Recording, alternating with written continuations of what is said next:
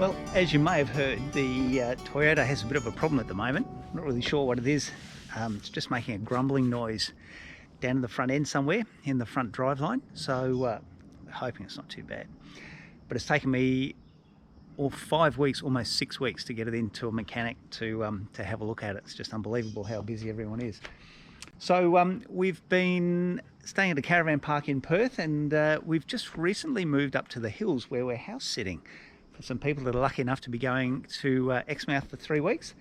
So we're sitting in just near Mundaring, looking after this beautiful property,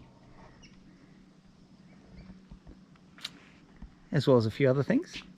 We got Josie here, who's quite easy to look after. But the only thing that's posing a few problems for us at the moment are the chickens. We've got 9 chickens that we're taking care of, insofar as letting them out in the morning, putting them back in the afternoon and feeding them, but putting them back in the afternoon is where the problems start. So here's our chooks, just here. Oh, and Ruby's with them. 1, 2, 3, 4, 5, 6, 7, 8, 9. Oh, all 9 chooks are here. They're all there. All 9 chooks are here. And yeah, Josie here is proving not to be the best chicken musterer. In fact, she's useless at it, as we'll see. Rightio, so this is where the fun begins. Now we've got to try and get the chooks back in the pen. And there's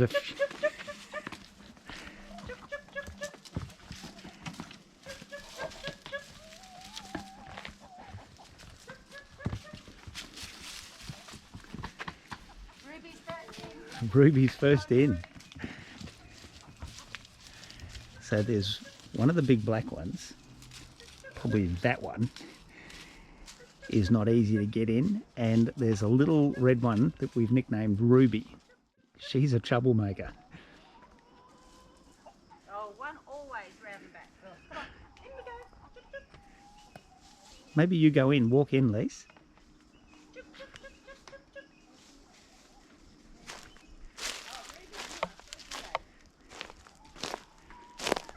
Okay, now we have to do the silent roundup. In you go. Okay, so we've got 2 to go. Oh, is there one more? Yeah. Oh, Blackie. Oh, Blackie up here, who is always a troublemaker. And we've got the boundary rider. This one here always walks up and down the outside of the coop, last to get in.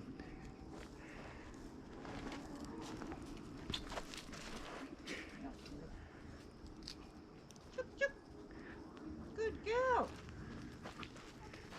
Oh, here comes the boundary rider. Come on.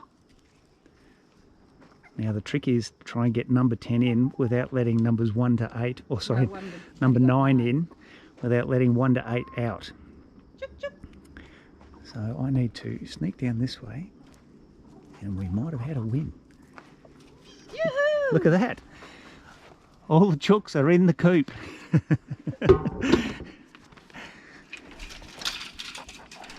It was much funnier yesterday. It was much funnier yesterday. And I'm sure that tomorrow's got the potential for being funny again. Just watching them run down there was funny. Okay, well, that's that job done. Must be time for a wine. It's a bit early. Must be a cup of tea. Oh, okay. Sure we can't advance the time for the wine? Well, this has become a bit of a ritual. Sitting on the balcony, watching the sun going down, enjoying a glass of Vino Rosso, or in Alicia's case, a bucket of white wine. You've got the same bucket as me, mate. There's been some discussions about the actual volumes that are being consumed. It seems to be a disparity between the reds and the whites for some reason. Well, I'm sure we'll settle that dispute. Some people just aren't as good as others. So we only got another couple of days, isn't it? Today's Tuesday. Is it Tuesday? Wednesday today. Wednesday today. Thursday, Friday and Saturday morning we're packing up and moving out. The land is all fixed.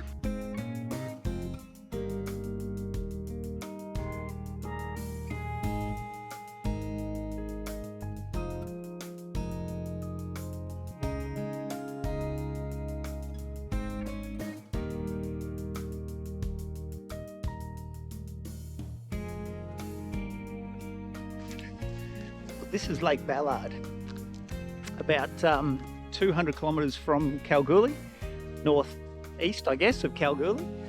And you've probably all seen photos of Lake Ballard, of the dry, crusty lake bed. People walk out and have a look at the statues that are here. But it's a different story today. Have a look. There's a heap of water in the lake. So, but we've just been watching some people walking out here. It looks like they got gumboots on. Anyway, we'll go for a walk out. Go and have a look. It's very Jesus, slippery. it's very slippery, just there. Okay. Oh, Jesus. My phone. Well, yeah. Okay. Hope. Oh, Jesus, it's really slippery. Jesus. Maybe go this one.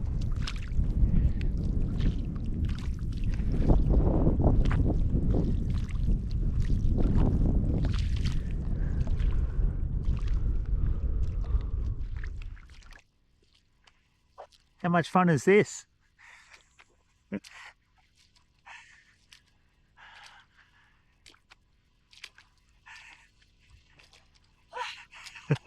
you go. That's one, only 59 to go. No, 40, 50.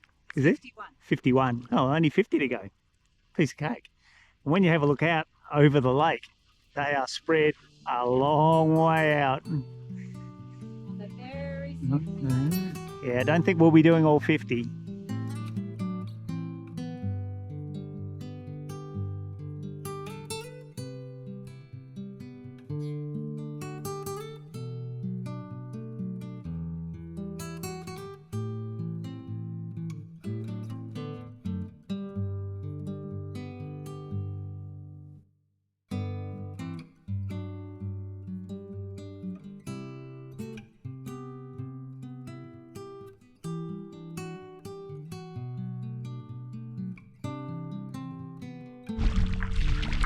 Pretty cool. Probably be a lot cooler if if we weren't treading through the mud, precariously treading through the mud.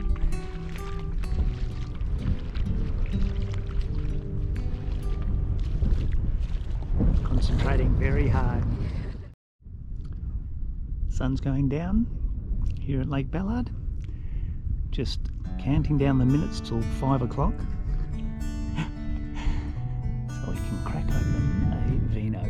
Well, when I say crack open, I mean open the carton and squeeze the tap. We're trying a new method of transporting wine rather than carrying bottles around, which are heavy. We're trying out a few different casks. But anyway, this is the sunset over Lake Ballard.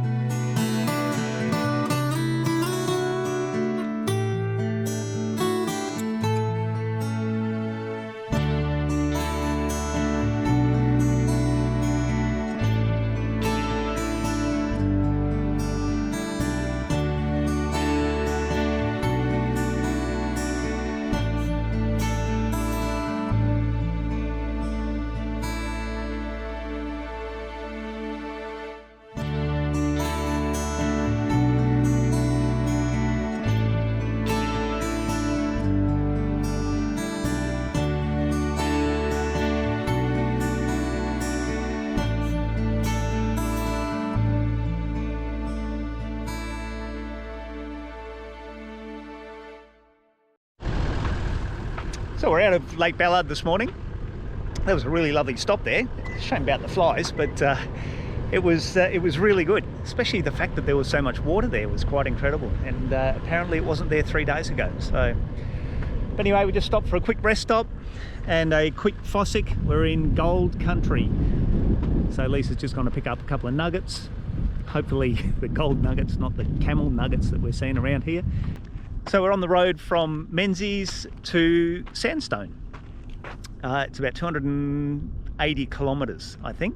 First 50k of it was bitumen, was beautiful, and now we're on the dirt. It's also in really good nick, no trouble at all. So it looks like we're going to stay in Sandstone overnight tonight and have a look around there, see a little bit of the gold mining history of WA. How you going out there? Do you need a bucket to put all those nuggets in?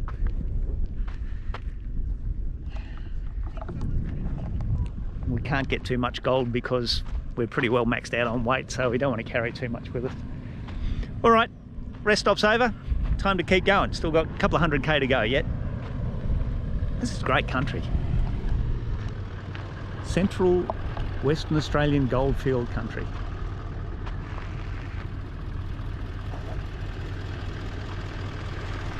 Know that? We are just out of Sandstone, about 300 kilometres north of Kalgoorlie. Just stopped at a little place called London Bridge. Don't know if it looks much like the original, but pretty cool looking spot. And don't jump up and down. It's really cool.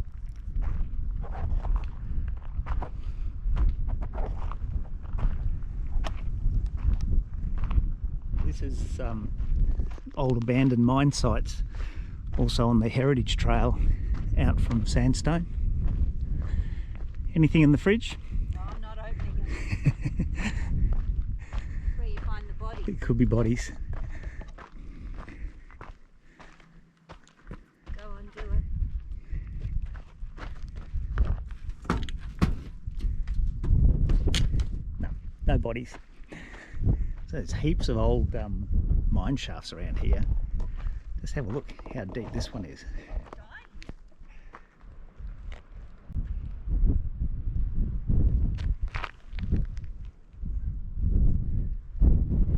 I don't know if you can see that, but it looks about probably 25-30 metres down to the bottom here. There's another one just here. They're just everywhere. No, you're not allowed to walk the field. I'll just put this out over the...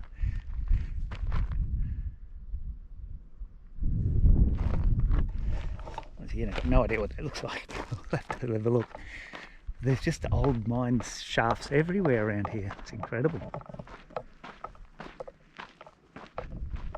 So we're here at Walga Rock, and Walga Rock is about 50 kilometres west of Kew, which is in the middle of WA, and it's arguably the second largest monolith in Australia.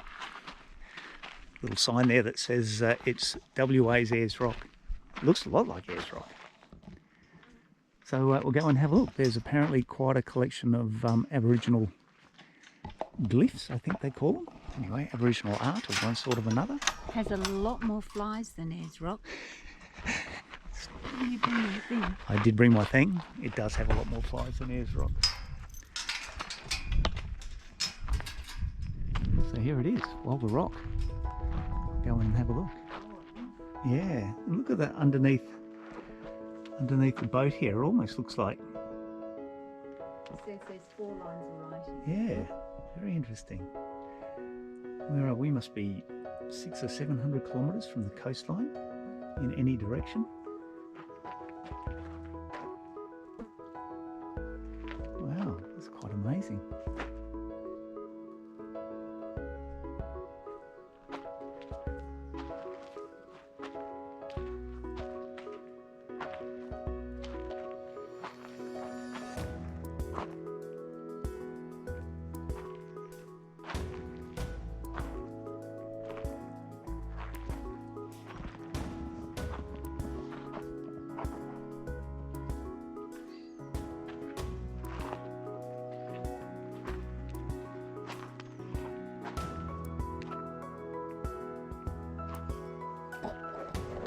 Just going to do a bit of a climb up the rock.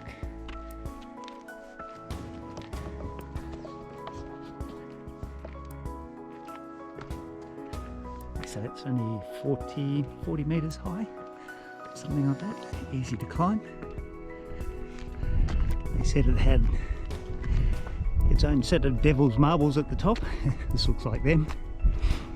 Quite an amazing rock.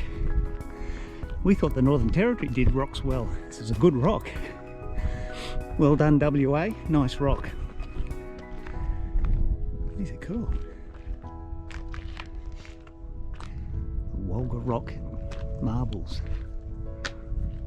Wow. It's quite interesting. Looks like a kangaroo burial ground in there. Lots of roo bones. Wow, this is a really spiritual sort of a place. Really eerie feeling about it, isn't there?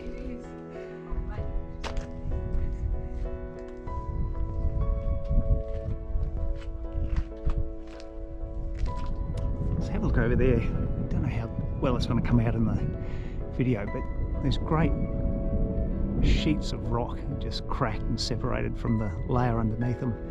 They've got to be 1.5 meters thick. Some of them are probably 10 metres square, some of those fragments. 10 by 10. Just looking like they're almost ready to go sliding down the side. Quite incredible. Just amazing.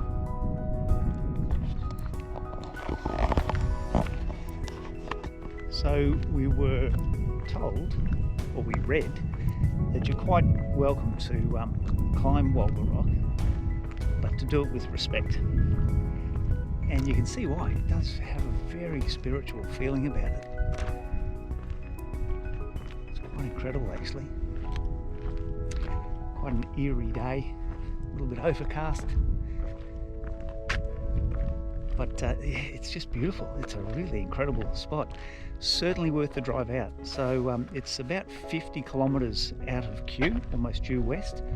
The first 10 kilometres is bitumen, and then just over 40k is dirt road, but extremely good dirt road. Just a couple of corrugations in a couple of spots, but overall really good. Certainly doable in a two-wheel drive without any problems at all. But if you're coming up through central WA and up through Kew, spelt C-U-E, then a side trip out to Walga Rock is definitely worth doing. And you can tow your van out here, or a camper trailer or whatever. You tow it out, no trouble at all. No problems. What's that? Oh, that's right. You can't camp out here. So it is on private property. So and they do say no camping. So it's just a day trip. But you can camp either in Kew. There's a caravan park in Kew. Kew's a tiny little town, an old gold mining town that unfortunately is very, very quickly dwindling. I'd say 3/4 of the shops in the main street are empty. But we're staying at a place called Nellon Station, which is 12 kilometres north of Kew, and only a couple of kilometres off the road. You can also free camp out at Oh yeah, Big Bell. Big Bell. So there's an old abandoned mining town called Big Bell, and you can free camp out there. And that's it's probably halfway out to the rock, I'd say, about halfway out. But don't miss it. If you're out this way, don't miss a visit to Walga Rock. Don't forget your fly net. Don't forget your fly net. It can be a bit troublesome, but you get that in WA, in the bush, this time of year. There's a few around. So, but we're going to head back down to the road, or to the base, and then we're going to do a drive around. So this is where we're staying, just out of Kew, Nellon Station Stay. So it's 12 kilometres north of Kew, and then a couple of kilometres in on the dirt road, good quality road, and not a bad little spot.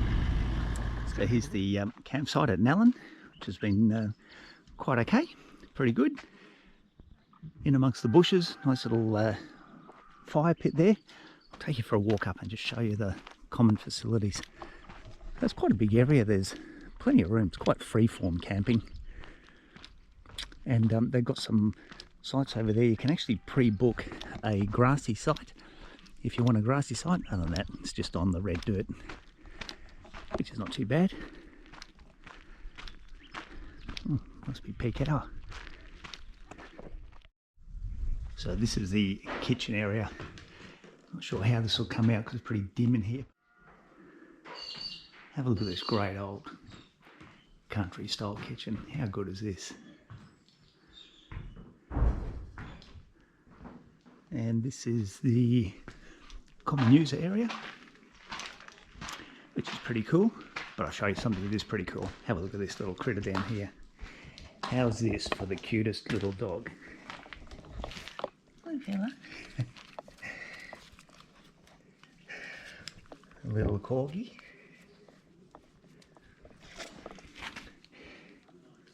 How you going? Hey, they don't come much cuter than that. Apparently, corgis were originally bred as cattle dogs. Don't know how they go against our cattle.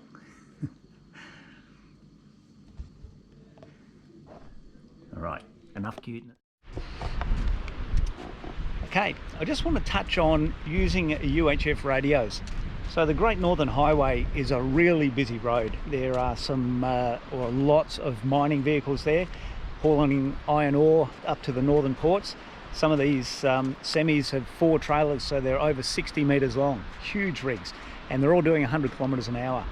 And I can guarantee you, if you're not doing 100, they'll want to go past you. So, and same the other way, if you're going a bit faster than 100, you want to get past these guys. I cannot mention enough how important a UHF radio is, and getting on the radio and talking to these guys to help them get past you or help you get past them. These guys are more than happy to talk to you, or if your missus is in the car, get her on the radio, because I guarantee you, if your missus is on the radio, they'll be talking to you. So UHF channel 40, as I said, if you're not used to using it, get used to it. It's an essential tool to help negotiating these busy mining roads in central Western Australia. I'll leave you with a little bit of footage of a couple of the big rigs that we had to try and get past as we were going north, which was really interesting and a little bit exciting, if not a little bit nerve-wracking. How's the backdrop? We're up on the Dampier Peninsula at the moment. So anyway, folks, that's about it. We'll wrap it up there. As I said, hope you enjoyed the video, and we'll see you again shortly. Catch you later.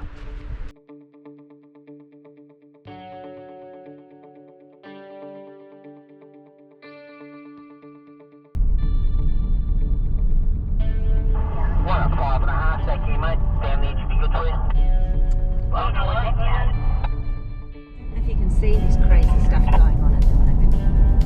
There's this huge wide load and a million trucks trying to pass.